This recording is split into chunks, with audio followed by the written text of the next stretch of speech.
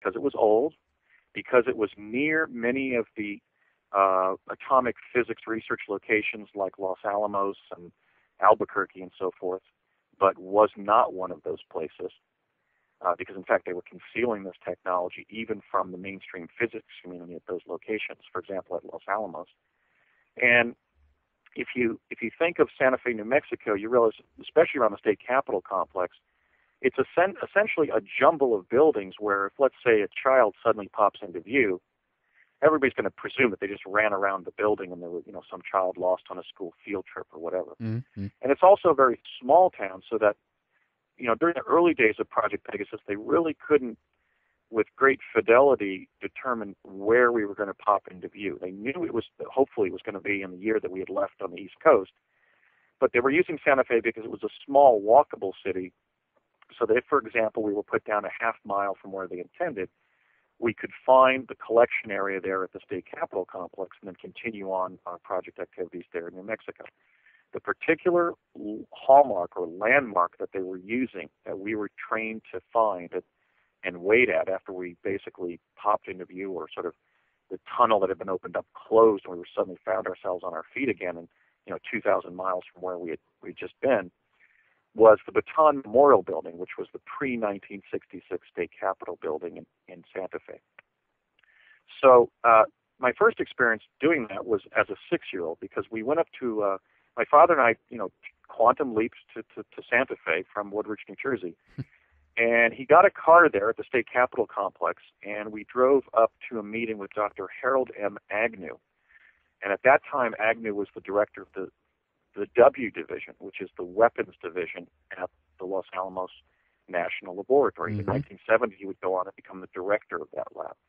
And that's really sort of the hidden history of U.S. time travel technology research, is that as a result of the Defense Department getting hold of Tesla's papers, time travel was weaponized.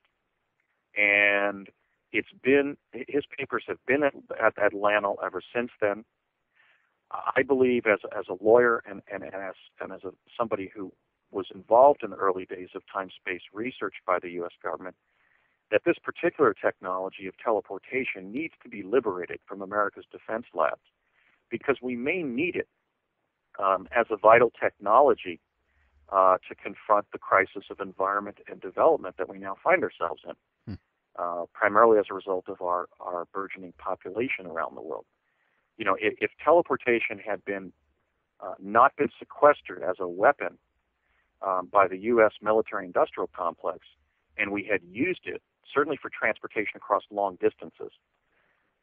Imagine going to the Grand Central Teleport in New York City and jumping through one of these devices and popping out at Union Teleport in Los Angeles in a couple seconds.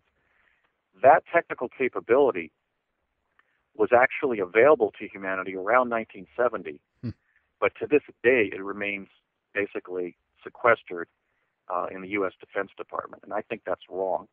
And so I am now speaking out so that my fellow human beings know that this technology isn't some future goal that we have that we might achieve. It was reduced to practice over 40 years ago.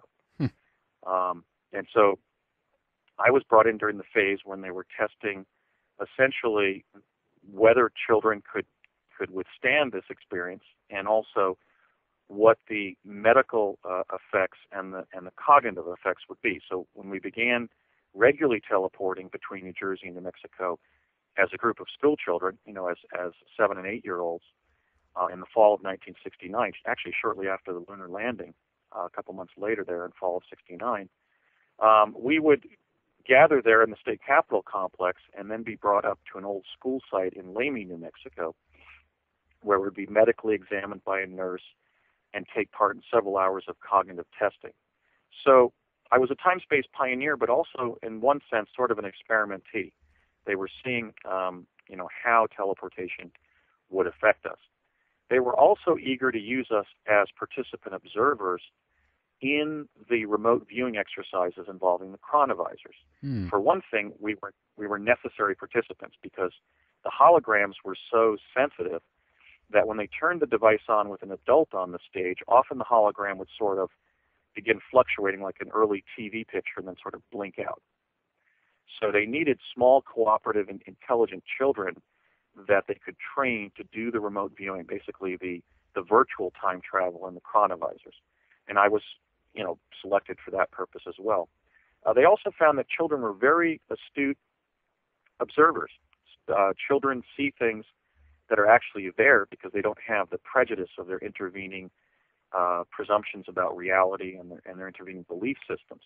So they were relying on us as bright, specially trained children. We were given specialized training in observation and communication and other areas, so that when we went on these virtual time travel trips, we could report back accurately what we had seen and done.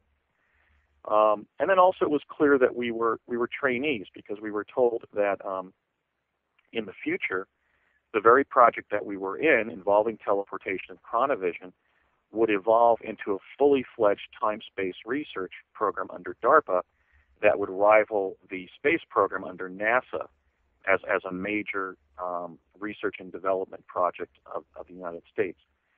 So it was very exciting and awe-inspiring at times, but it was also very terrifying. I mean, we took part essentially in both physical time travel experiences via teleportation, mostly to the past, but several times to the future, and a substantial amount of these probes in the chronovisors, some of which I might add were so dangerous and experimental that we actually wore crystal helmets and specialized clothing to protect us from the heat and the radiation of the devices. Mm-hmm.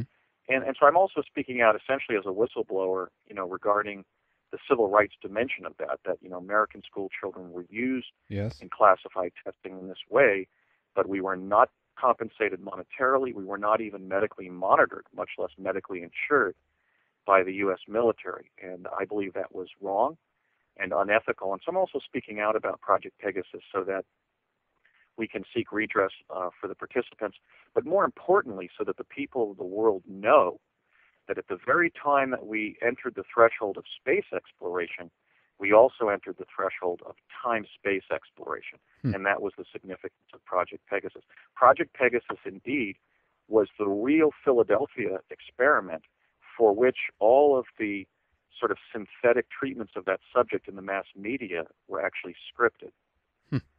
So I'm making a specific allegation here, and that is that my research over the last 10 years into not only what I and others did on DARPA's Project Pegasus, but also more broadly defined on the subject of the development of time travel technology, convinces me that the Philadelphia experiment was not only impossible because the ship was made of metal, and metal is magnetic and can't teleport, but also was in fact a cover story that the Office of Naval Intelligence scripted to conceal what was achieved following the discovery of the capabilities of some of Tesla's devices in that time frame of 1967. Wow. Now, yeah, go ahead. Well, I was just going to say that so I've been researching my experiences in Project Pegasus for about 10 years.